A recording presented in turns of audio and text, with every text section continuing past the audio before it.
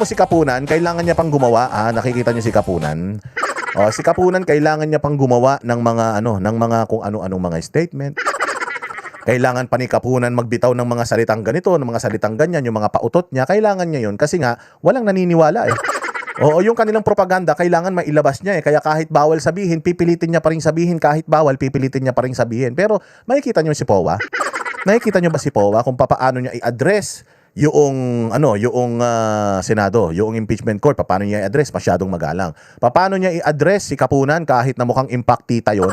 Kahit na mukhang aswang si Kapunan, kita mo naman kumbaga binibigyan niya ng respeto. Yung testigo nila na kahit na nagsisinungaling, nagpapasalamat pa rin siya. Thank you for your patience. Ganun pa rin siya. Ganyan ang mga edukadong mga abogado. 'Di ba? Alot 1620 dyan sa Japan, mabuhay ka. Salamat sa iyong donasyon. Di ba? Makikita nyo si Powa, very courteous, very respectful. Pero makikita mo si Kapunan, di ba, bastos siya. Marami siyang mga side comments. Nakikita mo si Powa na nagsa-side comment. Akala ko ba ang mga Duterte followers, mga crass? Akala ko ba walang class? Akala ko ba yung mga DDS, mga mga magagaspang sila, palamura sila, wala silang modo? Bakit kanina? Yung mga dilawan na mga abogado, dilawan na mga tagapagtanggol ng prosecution, bakit parang sila yung crass? Sila yung kanto, sila yung parlor, sila yung kanal ang bibig. Di ba? Wala talaga eh. Akala ko ba mataas ang morals ng mga dilawan? Bakit ganun magsalita si Kapunan? Bakit ganun niya itrato yung ating Vice President? Wala pa naman siyang napapatunayan. Sa ilang araw na nakatayo siya dyan, mantakin mo, una pa lang gusto niya recess na. Tuesday, 05:25. I'm in a meeting with my team. Naku po. Good luck sa iyong meeting. Laksan mo yung volume para marinig nila. Baka mayroong loyalista dyan sa Malaysia. Di ba akala ko ba magaling si Kapunan? Labo-labo yung mga tanong ni Kapunan. Yung tanong niya, siya din ang sumasagot. Tinanong siya, yes or no? Yes, no, yes, no. Ano ba yan? Marilyn Agula, dyan sa Amerika. Magandang gabi sa'yo. Mabuhay ka. Shout out sa'yo. Diba? Si Powa, chill na chill lang siya. Actually nga, medyo sa totoo lang, nagagalit na nga ako kay Powa eh. Kung meron akong komento kay Powa, yung masyado siyang mabait. Alam mo Powa, yung mga aso, hindi mo dapat yan tinatrato na parang mga tao. Hindi mo dapat ina-accord or ina-accord ng respeto itong mga ganitong mga tao kasi mga sinungaling eh. Yung mga ganyang mga tao dapat binabastos yan, kaya lang si Powa kasi edukado eh. Si Powa kasi matinong abogado, hindi katulad ng mga abogado nila. Parang mga yung abogado nila doon, si Chua, 3 beses nag-take ng bar exam. Alam mo si Kapunan, magaling man yan si Kapunan. At saka alam naman natin si Kapunan, Duterte supporter man yan, kunyari lang yan. Bakit ko sinabing Duterte supporter yan? Lahat ng yung mga tanong niya doon sa testigo nila, pumabor lahat kay Inday Sara. Pinatunayan lang ng prosecution na nagli-liquidate si Inday Sara. Pinatunayan ng prosecution na hindi talaga nagnakaw si Inday Sara.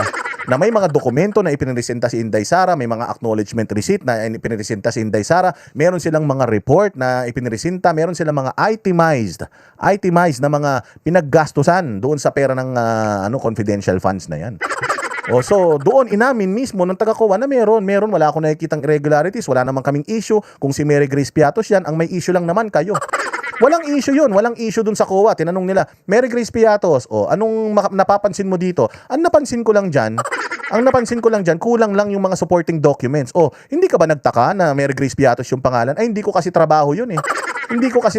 Besides confidential funds, at alam ko naman na alias lang yan. Kayo lang naman na nagtatanga-tangan. Kulang na nga lang sabihin nung Kulang na lang sabihin nung tanga-COA na kayo lang naman ang tanga eh.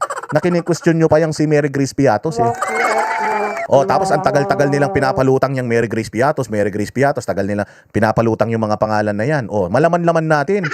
Putang ina, 77,000 lang pala yung kinubra ng Mary Grace Piatos na yan. Akala ko naman bilyon-bilyon katulad ng mga congressman na mga magnanakaw. Diyos ko po, nung inilabas yung listahan kung magkano. Kung magkano inilabas yung mga listahan, may mga media pa nga na inilabas yung mga pangalan lang eh. Yung mga pera kung magkano yung napunta, bawat pangalan hindi nila inilabas. Alam mo kung bakit? Mahihiya eh. Nakakahiya. Pinagtatalunan natin yung 77,000 ni Mary Grace Piatos. Diyos ko po.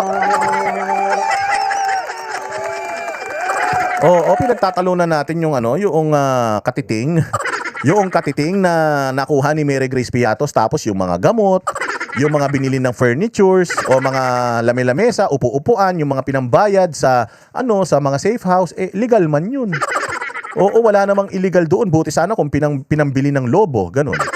O kaya pinambili ng cocaine, pinambili ng shabu, yung confidential funds, pinagawa mo ng racket tapos pinalipad mo. Yun, masama yun.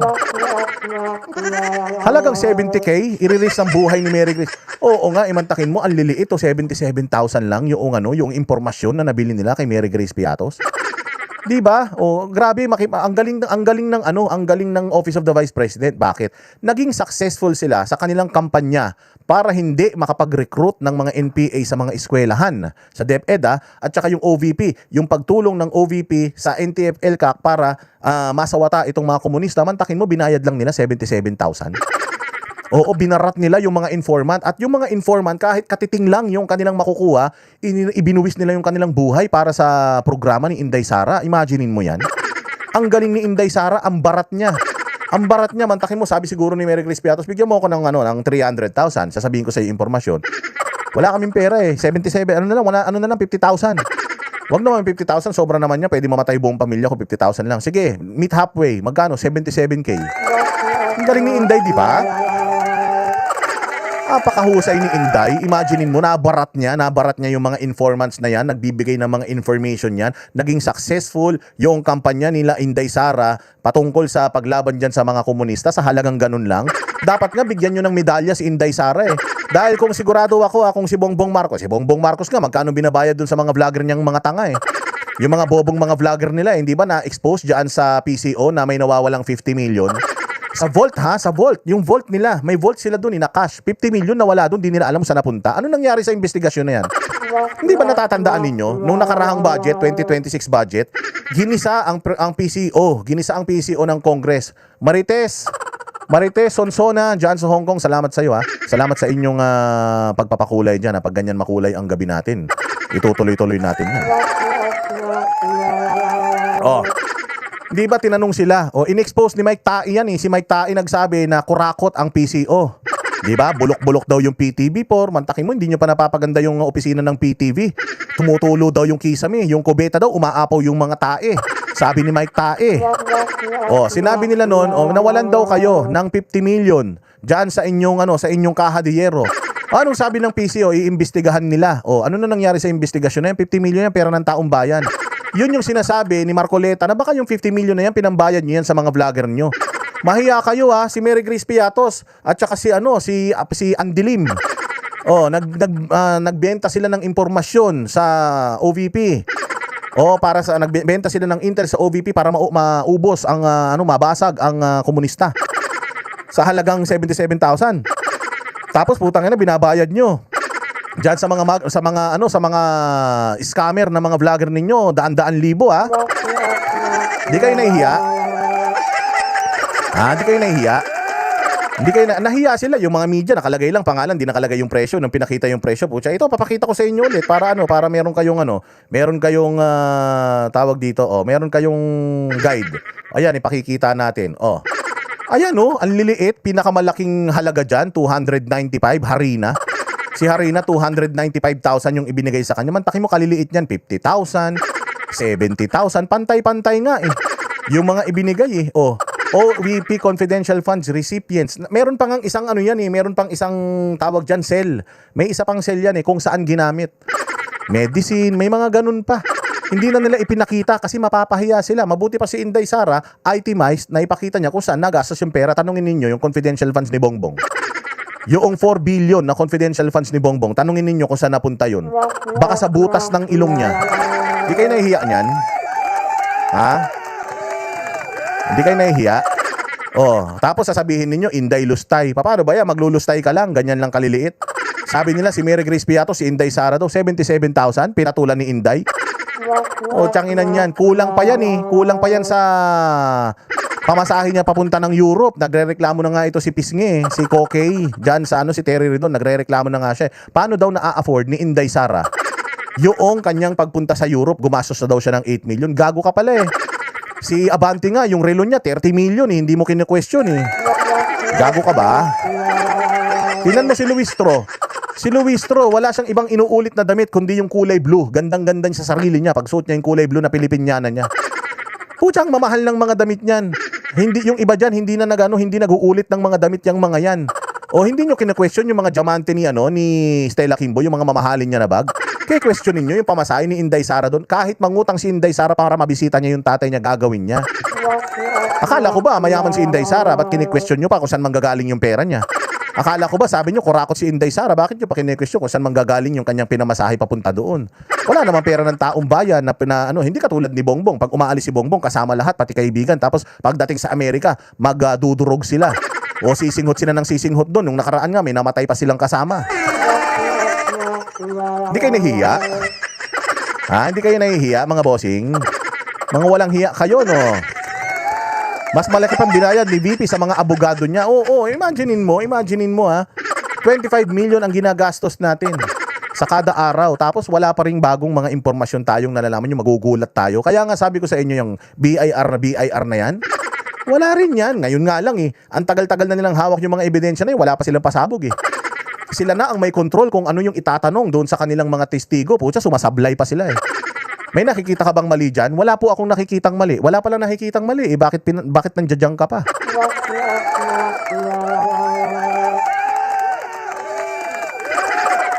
Diba? Hindi kayo hindi kayo nagtataka niyan. Kaya nga sabi ko sa inyo, kahit na anong propagandang gawin ng mainstream media, basta nandito Banateros, ipaiintindi sa inyo ng Banateros, ang lahat ng mga hindi nyo mga nakikita at yung mga nakikita at mga naririnig nyo, ulit-ulitin natin. Isasampal natin sa mga bobong mga utak nila na hindi na nila tayo naloloko. Tingnan mo yung presko ni Powa, mamaya ipi-play natin. Tingnan mo, kalmadong-kalmado. Tingnan mo si Powa pag nagtanong, kalmadong-kalmado. Nag-i-statement ba si Powa? Kung ako si Powa nung tinanong ko siya, so sigurado ka na si Inday Sara lang ang merong confidential funds? I-rate mo from 1 to 100%, ilang porsyento na sigurado ka na si Inday Sara lang ang merong confidential funds? Kung ako gaganunin ko talaga yun O tapos ganun ba? So sure na sure ka, 100% sure ka, hindi ka nagsisinungaling, si Inday Sara lang ang may confidential funds. O anong masasabi mo rito, putang ina mo? Anong masasabi mo rito na si Binay meron palang confidential funds? Bakit mo sinasabi si Inday Sara lang? Kumalat na sa balita na si Inday Sara lang may confidential funds, si Inday Sara lang inaudit nyo. Lumalabas ngayon, si Inday Sara lang talaga inaudit nyo. Si Jejo Marbinay, nung siya'y merong confidential funds, hindi nyo inaudit, mga tarantado kayo. May sinungaling ka pala So, aamin ka ba na sinungaling ka? Kung ako abogado, ganun ang sasabihin ko. Pero alam nyo, napakapalad ng mga ng mga prosecution dahil edukado, mabait si Powa. Kasi kung balasuba si Powa, kung tarantado si Powa, putsang ina, pinahiya kayo ng madiin yan. Kanina, umpisa pa lang, pinahiya na kayo niyan. Oo, katulad niyan, kakasimula ng hearing, putya, magre-request ka kagad ng recess. Ano yun? Kakapasok mo lang, recess agad. Kung ako yung abogado, yun ang sasabihin ko. Hindi pa tayo nagsisimula, recess na. Ano yan? Walang hiya na yan. Hindi ba? Hindi kayo nahihiya niyan. Sabi nga nito ni White Gunner, anak nga ni Tulpo, 2 days sa bar, nag-inom. 7 milyon yata yung ginastos sa 2 araw. 7 milyon sa 2 araw, congressman ka, painom-inom ka sa Amerika. Habang nagugutom yung mga Pilipino, ikaw, sarap ng buhay mo doon, ang taba-taba mo na, mas mataba ka pa kaysa sa mataba Pwede ka nang pumasa. Di ba? 840 million na po ang ginastos, 12 day pa lang. That's 70 million per day. Yes po, alin yan? Grabe naman yan. 840, 225 million lang yung natin. Recess kagad. Ayop na yan. Hindi ba? Kung ako yun, sasabihin ko kagad. Kaya nga nagalit si Jesus Cudero, Recess? Putya, nung nakaraan, ang tagal-tagal nyong nagka-calibrate ng mga papeles. Ngayon naman, simula pa lang recess. Ano ba yan? Akala ko ba excited kayo sa impeachment? Bakit parang ayaw nyo namang mag-impeachment na? Ba't recess? Mabuti, itigil na natin, di ba? Vendo King official, mabuhay ka.